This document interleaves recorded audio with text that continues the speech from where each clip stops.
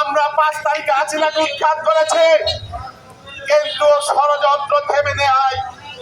এখনো সেই ব্যাটির শব্দে আধিপত্যবাদী ভারতীয়দের উস্কানিতে বাংলাদেশে খোলা পানিতে মাছ শিকার করতে চায়। বাংলাদেশে এই যে হিন্দু মুসলমান আমরা একসাথে মিলেমিশে আছি, এটা তাদের ভালো লাগে না।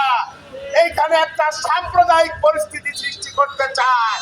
শেখ হাসিনা তার প্রেতাত্মা যে যেখানে আছেন এবং আপনাদের প্রভু যারা রয়েছেন স্পষ্ট ভাষায় বলে গেলাম, হুমকি ধমকি দিয়ে কাজ হবে না। বাংলাদেশ স্বাধীন দেশ, আমাদের মর্যাদা নিয়ে আমরা থাকবো। আমরা বন্ধুত্ব চাই, আমরা কারো প্রভুত্ব মানি না, মানবো না, মানবো না। এবার ভীষণ